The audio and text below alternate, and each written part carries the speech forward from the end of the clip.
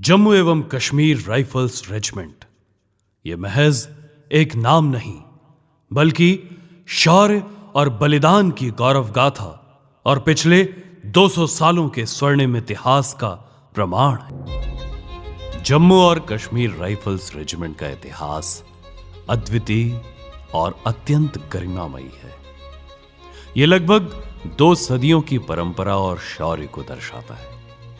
जम्मू और कश्मीर राज्य में डोगरा शासन के साथ निकटता से जुड़ा हुआ ये इतिहास।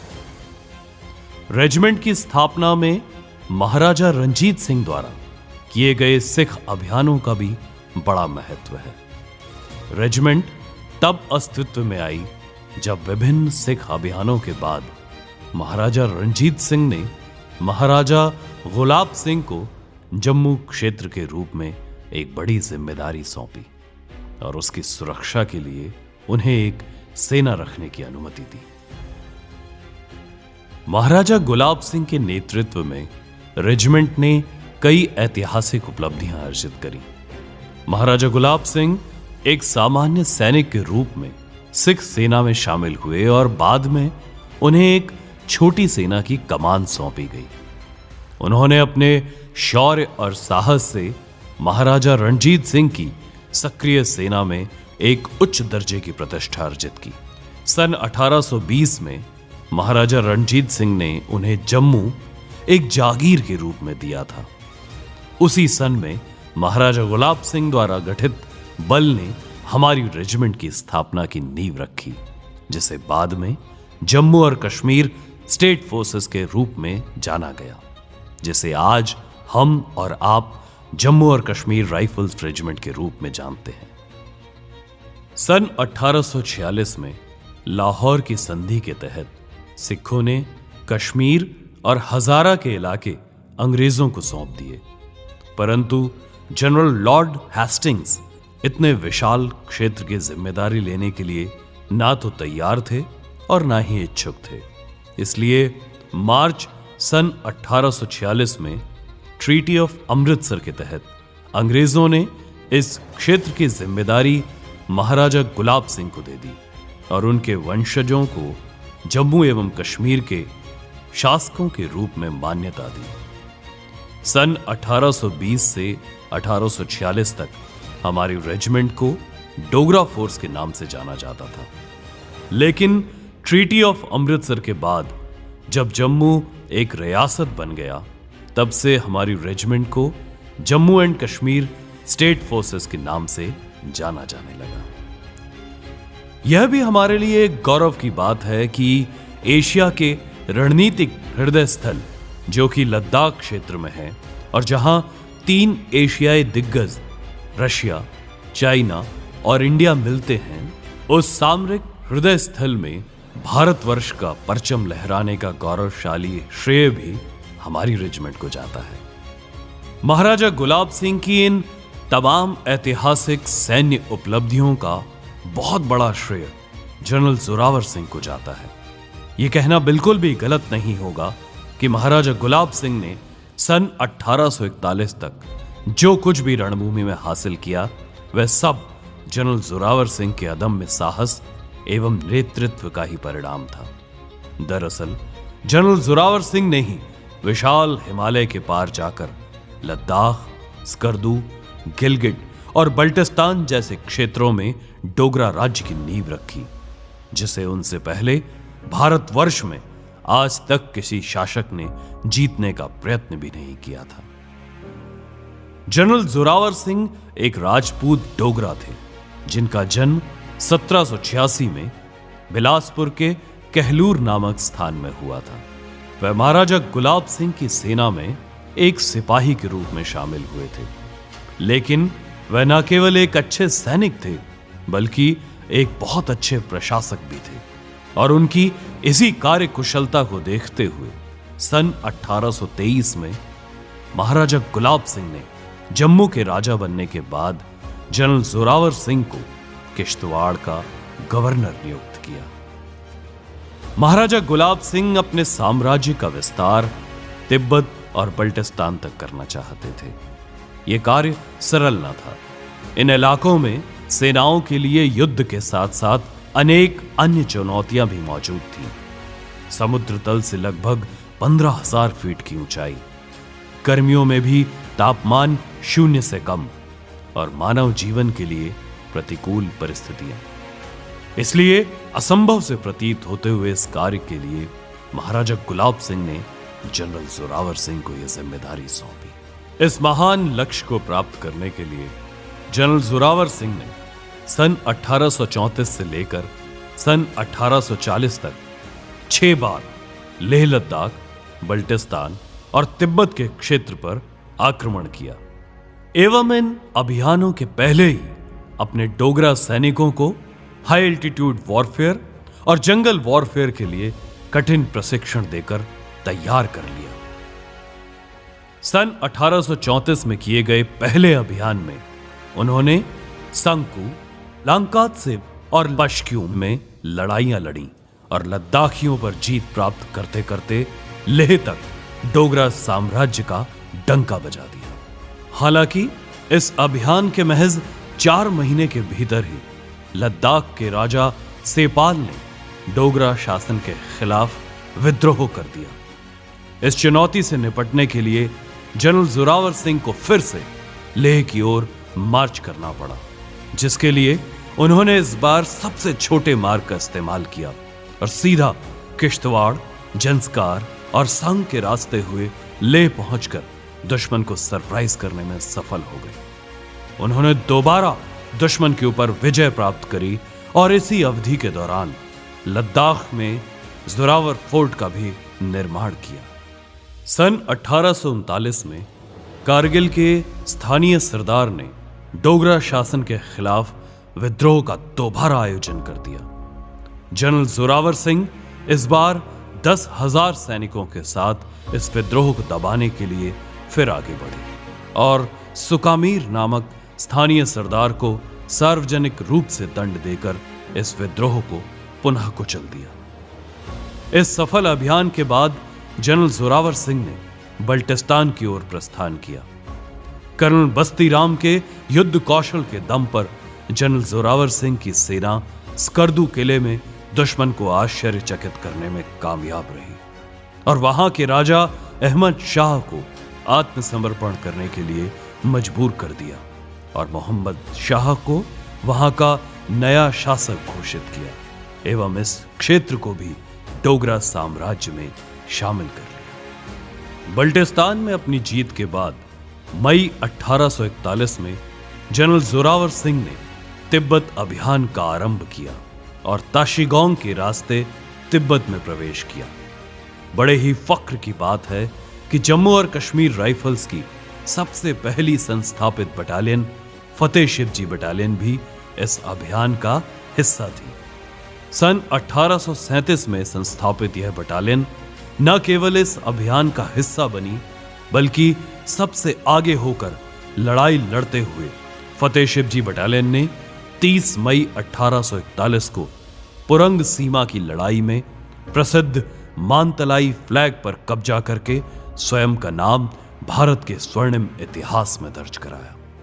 हमारे लिए यह एक गौरव की बात है कि जम्मू और कश्मीर राइफल्स ही एकमात्र ऐसी रेजिमेंट है जिसने चीन में घुसकर उनके ही घरेलू मैदान पर हमला करके उन्हें हराने का ऐतिहासिक कार्य किया है। जनरल जोरावर सिंह ने पूर्वी तिब्बत में चीनी सरकार के मुख्यालय रुदोक और गार पर कब्जा कर लिया। अगले कुछ हफ्तों में अपना अभियान जारी रख उन्होंने सिंधु के स्रोत को पार किया और मानसरोवर की पवित्र झील के निकट तीरथपुरी में अपना मुख्यालय स्थापित किया। उन्होंने इस कार्य को पूरा करके हिंदुओं के सबसे पवित्र स्थान कैलाश मानसरोवर को जीत लिया और उसे जम्मू राज्य का हिस्सा बना दिया। 12 दिसंबर 1841 को जनरल जोरावर सिंह ने तिब्बत की मुख्य यूनिट पर हमला कर दिया और इसी युद्ध के दौरान अंततः वे लड़ते लड़ते वीर गति को प्राप्त हुए। जनरल जोरावर सिंह की मृत्यु के साथ ही रेजिमेंट ने अपना सबसे दृढ़ और साहसी जनरल खो दिया। 15,000 फुट की ऊंचाई पर लद्दाख बल्टिस्तान और तिब्बत की बर्फीली चोटियों पर 1 या 2 बार नहीं बल्कि 6 बार अपनी सेना के साथ चढ़ाई करना एक ऐसा कारनामा है जिसकी भारतीय सैन्य इतिहास में कोई भी और मिसाल नहीं है। 30 जून 1857 में महाराजा गुलाब सिंह की मृत्यु के बाद महाराजा रणबीर सिंह ने राज्य की कमान संभाली और राज्य की आर्थिक स्थिति में सुधार लाने पर ध्यान केंद्रित किया। शुरुआत में उन्हें बड़ी संख्या में कठिनाइयों का सामना करना पड़ा। हालांकि अपने निरंतर प्रयासों और कार्यकुशलता के द्वारा अंततः वे आर्थिक, कानून एवं न्याय व्यवस्था में सुधार लाने में काफी हद तक सफल हुए।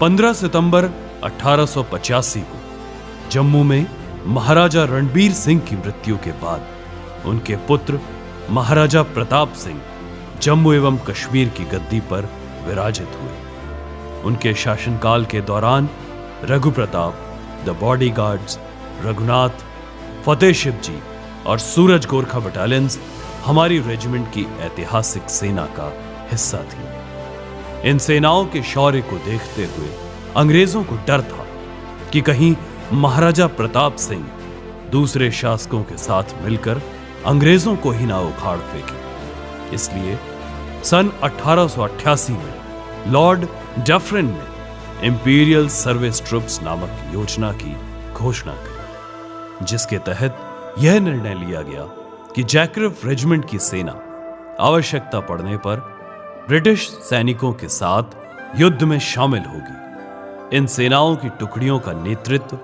भारतीय शासकों द्वारा किया जाएगा, परंतु उन्हें प्रशिक्षण अंग्रेजों द्वारा दिया जाएगा।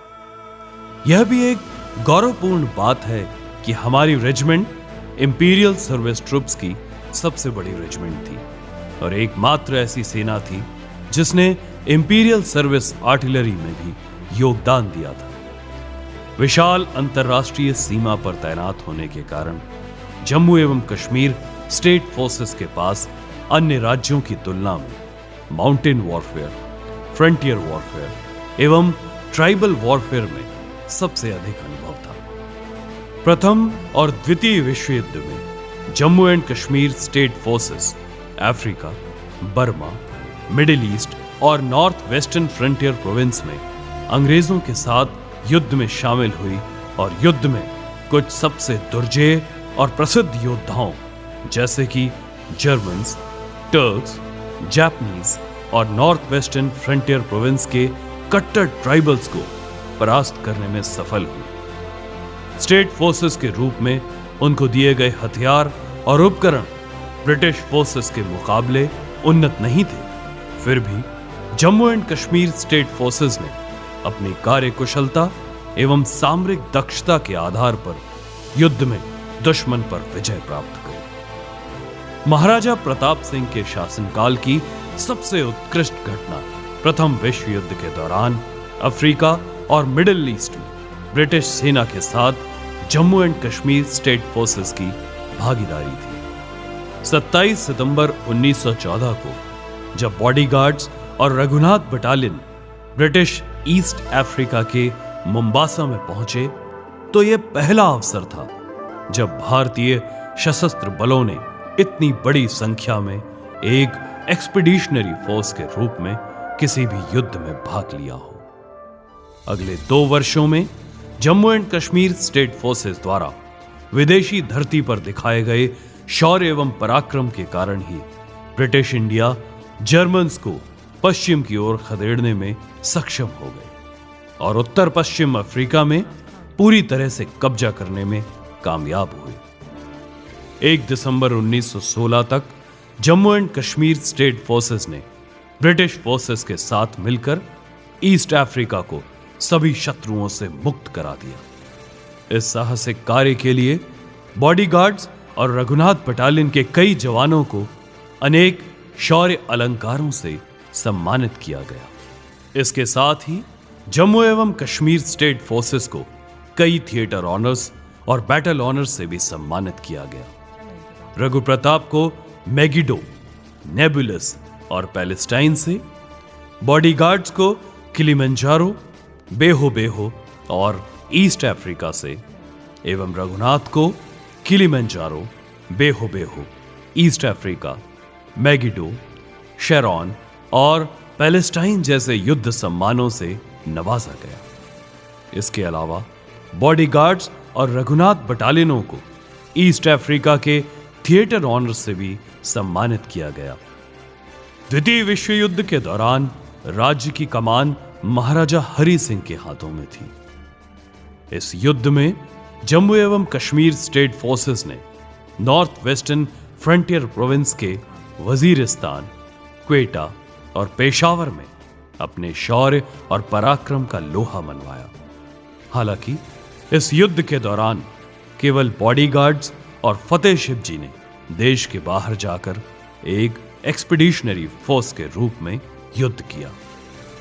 बॉडीगार्ड्स ने सीरिया में दमिश्कस में अपने शौर्य का परचम लहराया और वहीं दूसरी ओर फतेह शिव जी ने 1940 से 1942 तक लेफ्टिनेंट कर्नल NS रावत के नेतृत्व में पेशावर में फ्रंटियर वॉरफेयर, युद्ध अभ्यास और निशानेबाजी में गहन प्रशिक्षण लिया एवं इतना अच्छा प्रदर्शन किया कि बटालियन से जुड़े ब्रिटेन के विशेष सेवा अधिकारी lieutenant colonel Andrew Military Cross ने सेना मुख्यालय को बताया कि बटालियन इतनी अच्छी तरह से प्रशिक्षित है कि उसे अब स्पेशल सर्विंग ऑफिसर की आवश्यकता ही नहीं है। और इस तरह फतेह शिव जी स्पेशल सर्विंग ऑफिसर के बिना ही सेवा देने वाली एकमात्र भारतीय स्टेट फोर्सेस की बटालियन बन गई। द्वितीय विश्व युद्ध के दौरान विदेशी धरती पर फतेह शिव जी के द्वारा प्रदर्शित की हुई बहादुरी के लिए कैनेडी पीक 1938 से 45 और मैक्टिला 1945 के युद्ध सम्मानों से बटालियन को नवाजा गया और फतेह शिव जी बटालियन को बर्मा में अपने अदम्य साहस के प्रदर्शन के लिए बर्मा थिएटर ऑनर से सम्मानित किया गया। फतेह शिव जी के बहादुर सैनिकों को विदेश सेवा के दौरान अनेक अलंकारों से नवाजा गया। द्वितीय विश्व युद्ध के दौरान विभिन्न थिएटरों में अपने ऐसे साहसिक प्रदर्शन से Jammu and Kashmir state forces ने अपनी गौरवशाली उन्नति का परिचय दिया। वस्तुतः अपने अस्तित्व के लगभग 100 वर्षों की अवधि में हमारी रेजिमेंट ने ऐसी सैन्य परंपराएं और अनुभव हासिल किए जो कि दुनिया के सैन्य इतिहास में अद्वितीय थे। 1946 से 47 के दौरान Jammu and Kashmir state forces की यूनिट्स उस बॉर्डर से लगे क्षेत्र में तैनात थीं जो बाद में पाकिस्तान ने अपने राष्ट्र में गैर कानूनी तरीके से शामिल कर लिया।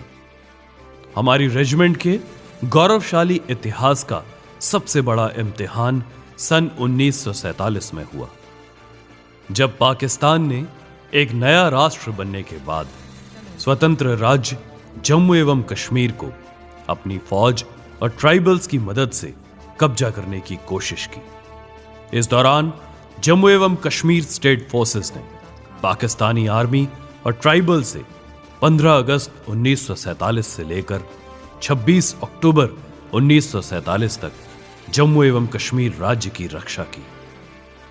जब पाकिस्तानी आर्मी और कबालियों ने जम्मू और कश्मीर राज्य पर हमला किया, तब हमारी रेजिमेंट कुछ इस तरह से डिप्लॉयड थी। जम्मू ब्रिगेड का ब्रिगेड मुख्यालय जम्मू कैंट में, कश्मीर ब्रिगेड का मुख्यालय बादामी बाग कैंट में, मीरपुर ब्रिगेड का मुख्यालय जांगड़ में और पुंछ ब्रिगेड हेडक्वार्टर पुंछ में डिप्लॉयड था। यह एक गौरव की बात है कि तमाम चुनौतियों के बावजूद भी जम्मू एवं कश्मीर स्टेट फोर्सेस ने तकरीबन 2 महीने तक भारत के इस ताज की रक्षा करी और कश्मीर को भारत का अभिन्न अंग बनाने में महत्वपूर्ण योगदान दिया। 1947-48 के युद्ध में जिन वीर योद्धाओं ने अदम्य साहस का परिचय दिया, उनमें ब्रिगेडियर राजेंद्र सिंह सबसे प्रमुख थे। ब्रिगेडियर राजेंद्र सिंह महाराजा हरि सिंह के अधीन चीफ ऑफ स्टाफ के रूप में पदस्थ थे। 22 अक्टूबर 1947 को पाकिस्तान ने महाराजा हरि सिंह को पकड़ने और उनसे इंस्ट्रूमेंट ऑफ एक्सेशन प्राप्त करने की उम्मीद से श्रीनगर की ओर मार्च करना शुरू कर दिया। जब दुश्मन मुजफ्फराबाद पहुंचा तब फतेह शिवजी के कमांडिंग ऑफिसर कर्नल नारायण ने अपने कुछ ट्रुप्स के साथ और एक एमएमजी दस्ते की मदद से दुश्मनों को वहां पर एक दिन रोकने के लिए विवश कर दिया। इसी कारण ब्रिगेडियर राजेंद्र सिंह को बारामूला वापस जाकर महाराजा हरि सिंह को दुश्मन की योजना के बारे में सूचित करने का वक्त भी मिल गया। ब्रिगेडियर राजेंद्र सिंह 100 जवानों के साथ उरी पहुंचे और उरी पहुंचने पर उन्होंने 40 जवानों को उरी ब्रिज की सुरक्षा के लिए छोड़ दिया और बाकी जवानों के साथ दुश्मन से मुकाबला करने के लिए मुजफ्फराबाद की ओर एडवांस कर गए। और इस तरह बैटल ऑफ गढ़ी की शुरुआत हुई, जिसमें ब्रिगेडियर राजेंद्र सिंह ने सबसे पहले दुश्मन को मुजफ्फराबाद में नुकसान पहुंचाया और उसके एडवांस को धीमा कर दिया। उसके बाद अपने बाकी बचे हुए सैनिकों के साथ उरी की ओर वापस आ गए और उरी ब्रिज के दूसरी तरफ खुद को एक स्ट्रॉन्ग पॉइंट पर स्थापित कर लिया। दुश्मन के आने से पहले ही उन्होंने उस ब्रिज को उड़ा दिया जहां से दुश्मन अपने काफिले के साथ श्रीनगर पहुंच सकता था। ब्रिगेडियर राजेंद्र सिंह के इस साहसिक निर्णय ने महाराजा हरि सिंह को भारत के साथ इंस्ट्रूमेंट ऑफ एक्सेशन पर हस्ताक्षर करने और भारतीय सेना को 27 अक्टूबर 1947 को श्रीनगर में उतरने के लिए पर्याप्त समय दे दिया। इस पराक्रम और बलिदान के कारण ही ब्रिगेडियर राजेंद्र सिंह को सेवियर ऑफ कश्मीर के रूप में जाना जाता है और इसलिए उन्हें मरणोपरांत स्वतंत्र भारत के पहले महावीर चक्र से सम्मानित किया गया था। इतिहास में ब्रिगेडियर राजेंद्र सिंह द्वारा रेजिमेंट के 100 सैनिकों के साथ गढ़ी में किए हुए ऑपरेशंस की तुलना बैटल ऑफ थर्मोपाइले से की गई है, जिसमें मुट्ठी भर स्पार्टन सैनिकों ने हजारों पर्सियन सैनिकों का डटकर मुकाबला किया था। हमारी रेजिमेंट के बहादुर सैनिकों द्वारा जम्मू और कश्मीर घाटी में पाकिस्तानी फौज और कबालियों के विरुद्ध किए गए ऑपरेशंस के दौरान दिखाए गए अदम्य साहस के लिए रेजिमेंट को सन 1947-48 के जम्मू और कश्मीर युद्ध सम्मान और थिएटर ऑनर से नवाजा गया। जहां एक ओर ब्रिगेडियर राजेंद्र सिंह ने उरी में अपने शौर्य का लोहा मनवाया, वहीं हमारी रेजिमेंट की 1 जैकरेफ, 7 जैकरेफ, 8 जैकरेफ और 9 जैकरेफ बटालियंस ने 16 महीनों तक पुंछ की रक्षा के लिए सशस्त्र दुश्मन के खिलाफ लगातार संघर्ष किए और दुश्मन के कई रेड्स और संगठित हमलों को नाकाम कर दिया।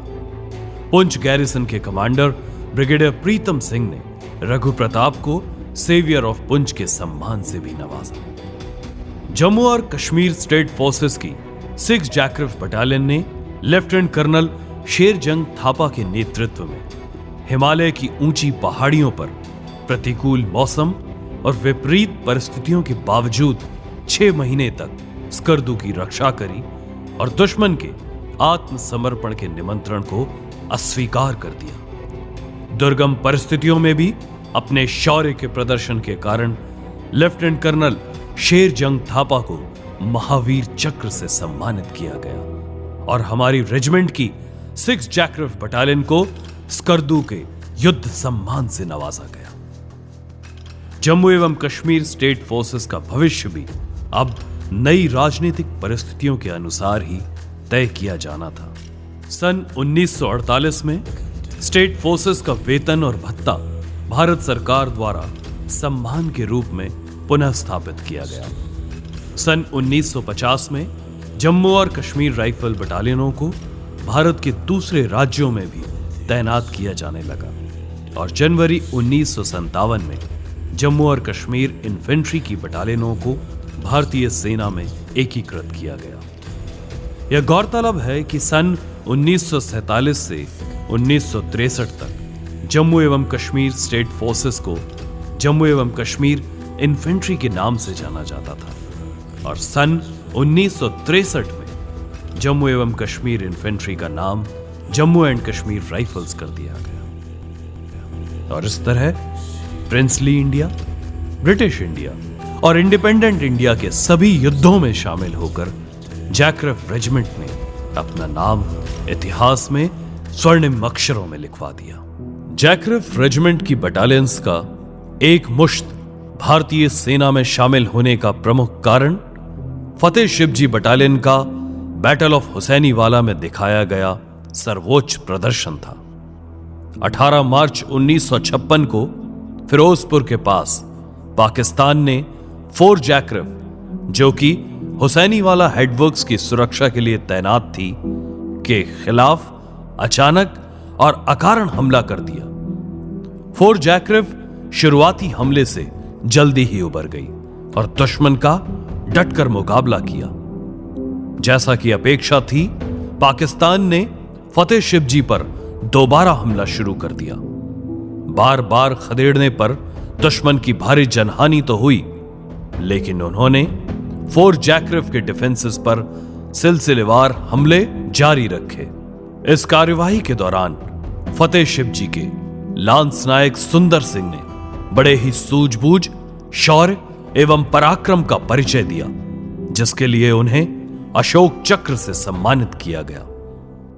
इस मुठभेड़ के दौरान फतेह शिवजी ने दुश्मन की लगभग पूरी इन्फेंट्री बटालियन को मार गिराया, जिसमें 505 दुश्मन मारे गए और 220 से अधिक घायल हो गए, जबकि हमारे मात्र 15 जवान हताहत हुए थे। पाकिस्तानी सेना की इतनी अधिक क्षति हुई कि 19 मार्च 1956 की सुबह Pakistani general officer commanding major general Azam Khan ने अपने भारतीय समकक्ष मेजर जनरल गुरबख्श सिंह को फोन करके युद्ध विराम का अनुरोध किया। जम्मू एवं कश्मीर इन्फेंट्री के लिए सौभाग्य की बात थी कि 1947-48 के युद्ध में उनके अभूतपूर्व प्रदर्शन और हुसैनीवाला में उनके द्वारा दर्शाए गए शौर्य और जनरल के.एस. थिमैया के समर्थन ने भारत सरकार को जम्मू एवं कश्मीर इन्फेंट्री की सभी पैदल सेना बटालियंस को भारतीय सेना में एकीकृत करने के प्रस्ताव को स्वीकार कर लिया और जैकरेफ रेजिमेंट को भारतीय सेना की एक नई रेजिमेंट के रूप में गठित किया गया। सन 1962 भारत चीन युद्ध। इस युद्ध में नेफा में चाइना द्वारा किए गए हमले के दौरान इस सीमा पर बॉडीगार्ड्स और रघुनाथ को तैनात किया गया था।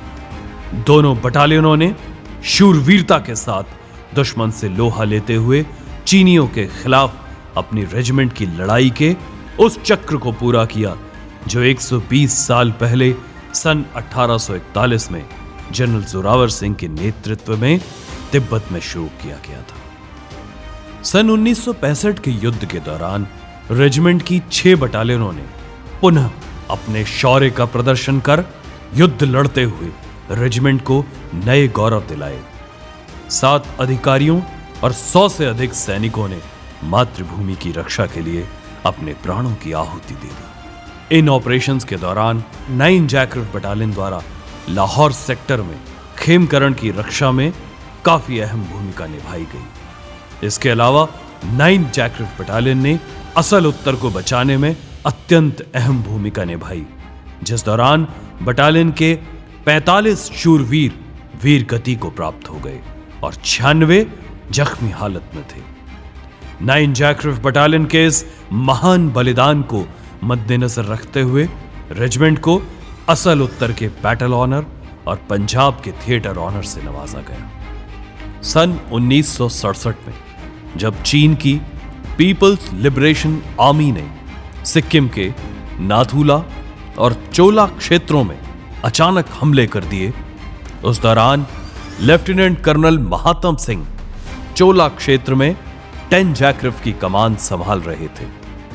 कठिन इलाके और प्रतिकूल मौसम के बावजूद उनके कुशल नेतृत्व में 10 जैकरेफ के बहादुर सैनिकों ने सराहनीय कार्य किए। 1 अक्टूबर 1967 को जब दुश्मन ने हमारी पोजीशंस पर अचानक हमले कर दिए तो लेफ्टिनेंट कर्नल महात्म सिंह तुरंत युद्ध भूमि में पहुंचे और दुश्मन का डटकर मुकाबला किया। पूरे संघर्ष के दौरान लेफ्टिनेंट कर्नल महात्म सिंह ने अनुकरणीय साहस, नेतृत्व और कर्तव्य परायणता का प्रदर्शन किया, जिसके लिए उन्हें महावीर चक्र से सम्मानित किया गया। सन 1971 भारत पाकिस्तान युद्ध। इस युद्ध के दौरान रेजिमेंट ने पूर्वी और पश्चिमी दोनों मोर्चों पर युद्ध लड़ा। फर्स्ट जैकरिफ बटालियन ने ईस्टर्न थिएटर में भाग लिया और अपने लक्ष्य की तरफ आगे बढ़ते हुए जैसोर, खुलना, दिगल, सिंघा, मसलिया, मोहम्मदपुर और श्यामगंज के हमलों में भाग लिया। सर्वोच्च वीरता के लिए यूनिट को बैटल ऑनर ऑफ श्यामगंज और ईस्ट पाकिस्तान के थिएटर ऑनर से भी नवाजा गया। लेफ्टिनेंट कर्नल सुरेंद्र कपूर सन 1971 के दौरान जब 1 जैकरिफ को बोगरा, मसलिया और श्यामगंज में अपना जौहर दिखाने का मौका मिला, तब बटालियन की कमान लेफ्टिनेंट कर्नल सुरेंद्र कपूर के हाथ में थी। दुश्मन की भारी गोलाबारी के बावजूद लेफ्टिनेंट कर्नल सुरेंद्र कपूर ने अपनी बटालियन के ऐतिहासिक प्रदर्शन में बेहद अहम भूमिका निभाई। उनके अद्भुत साहस, नेतृत्व और शौर्य से प्रेरित होकर बटालियन दुश्मन के हर हमले को विफल करने और उसका भारी नुकसान करने में कामयाब रही। उनके इसी साहस और उत्कृष्ट नेतृत्व के लिए लेफ्टिनेंट कर्नल सुरेंद्र कपूर को महावीर चक्र से सम्मानित किया गया। जैकरिफ रेजिमेंट के मेजर शिवांग रेंचिन महावीर चक्र बार सेना मेडल इंडियन आर्मी में एक उच्च सम्मानित अधिकारी थे। मेजर शिवांग रेंचिन 1947-48 हिंदुस्तान पाक युद्ध के दौरान दूसरा सबसे बड़ा भारतीय सम्मान महावीर चक्र पाने वाले सबसे कम उम्र के प्राप्तकर्ता थे, जो कि एक अभूतपूर्व उपलब्धि है। उन्हें 1971 के भारत पाक युद्ध के दौरान तुर्तुक ब्लॉक पर विजय प्राप्त करने में अहम भूमिका निभाने के लिए दूसरी बार महावीर चक्र से सम्मानित किया गया। जैकरिफ रेजिमेंट ने केवल पारंपरिक युद्ध ही नहीं, बल्कि 1980 के बाद शुरू हुए काउंटर टेररिज्म ऑपरेशंस में भी सराहनीय प्रदर्शन किया। 17 बटालियन जम्मू एवं कश्मीर राइफल्स के सेकंड लेफ्टिनेंट साइरस एडी पीथावाला, जो कि बाद में मेजर जनरल के पद से रिटायर हुए, उन्होंने 1981 में थाउबल में एक ऑपरेशन के दौरान मणिपुर के सबसे बड़े आतंकवादी संगठन पीपल लिबरेशन आर्मी के चीफ एम विश्वेश्वर सिंह को जिंदा पकड़कर एक अभूतपूर्व कार्य किया। यह उस समय की नॉर्थ ईस्ट इंसर्जेंसी के खिलाफ सबसे बड़ी सफलता थी, जिसके लिए सेकंड लेफ्टिनेंट साइरस एडी पीथावाला को अशोक चक्र से सम्मानित किया गया। ऑपरेशन पवन सन 1987 में ऑपरेशन पवन के दौरान हमारी रेजिमेंट की 2 जैकरिफ बटालियन ने श्रीलंका में लगभग 14 महीनों तक एलटीटीई के उग्रवादियों के साथ चले अंतहीन संघर्ष में वीरतापूर्वक प्रदर्शन किया और रेजिमेंट का नाम रोशन किया। कारगिल युद्ध के दौरान bravest of the brave 13 battalion Jammu एवं Kashmir rifles, fierce 14 battalion Jammu एवं कश्मीर राइफल्स और 28 राष्ट्रीय राइफल्स ने कारगिल, कागसर और मस्कोह के दुर्गम क्षेत्रों में ऑफ विजय के दौरान दुश्मन के दांत खट्टे कर दिए। 13 बटालियन जम्मू एवं कश्मीर राइफल्स को पॉइंट 5140 पर कब्जा करने का टास्क दिया गया था, जो कि द्रास सेक्टर में सामरिक दृष्टिकोण से सबसे महत्वपूर्ण चोटी थी। कैप्टन विक्रम बत्रा ने इस दुर्गम चोटी पर कब्जा करने और उसके बाद पॉइंट 4875 पर भी कब्जा करने में महत्वपूर्ण भूमिका निभाई।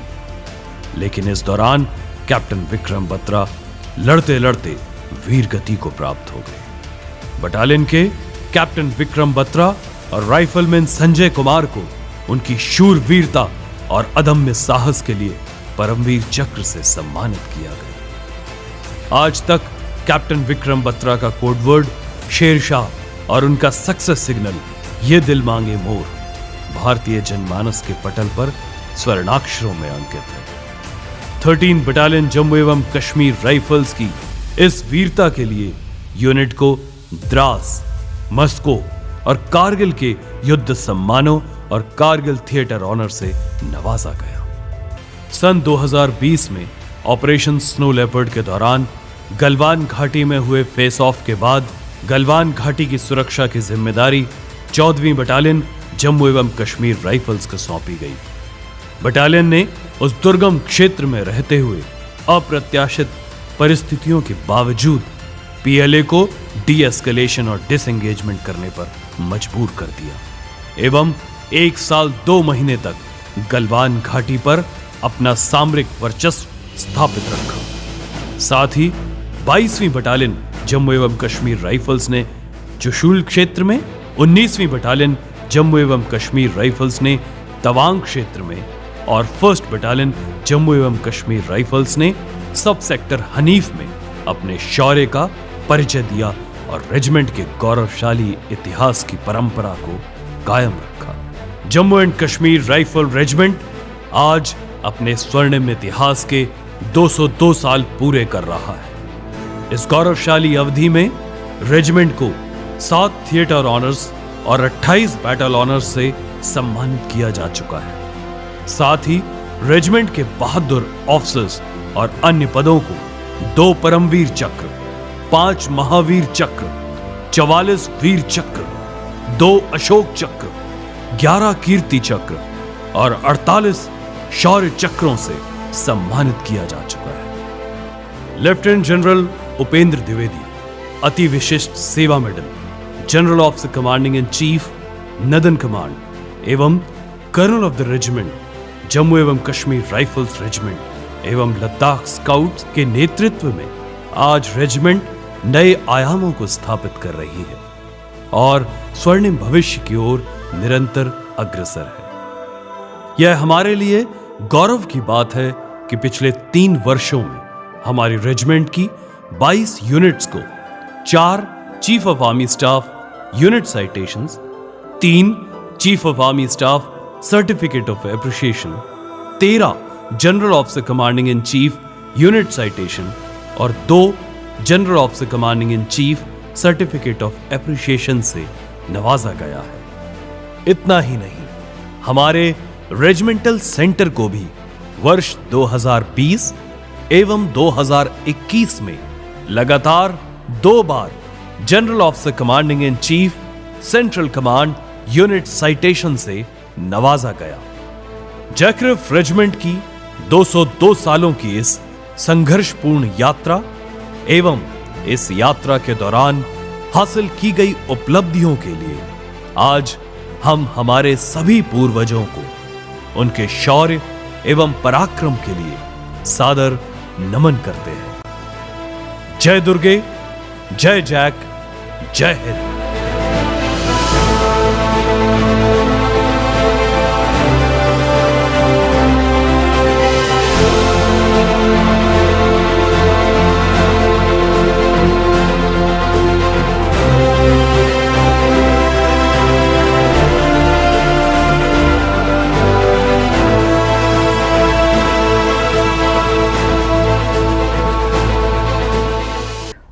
मैं जनरल जामवाल, मुझे बड़ी खुशी हुई कि हम अपने पूर्वजों की कहानी आप सुनी और मैं ये चाहूँगा कि हमारे आने वाली नस्लें, हमारे सिपाहियों से लेकर ऊपर जनरल तक इनसे प्रेरित होकर के आगे काम करें। और अभी बड़े काम हैं, पूरे मुल्क को संभालना है, इसमें कार्यरत रहें। जैसे उन्होंने काम करके ये देश बचाया, बनाया, इसी तरह हम आगे भी अपने देश की सेवा करें।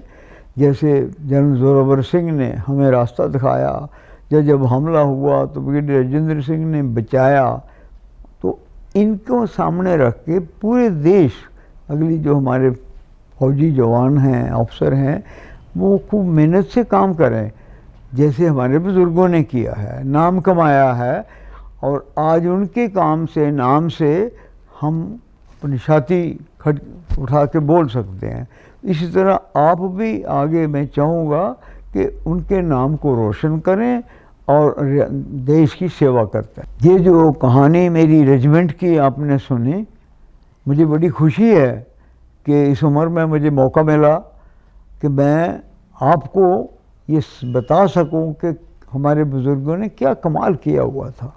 पर मैं ख़ास तौर पर शुक्रगुज़ार हूँ अपने colonel of the regiment general Dwivedi साहब का, जिन्होंने मेरे यहाँ बैठे हुए बातचीत करते करते उन्होंने सोचा था कि जो बातचीत मैं उनसे कर रहा था, इसको हम लोगों तक पहुँचाएँ।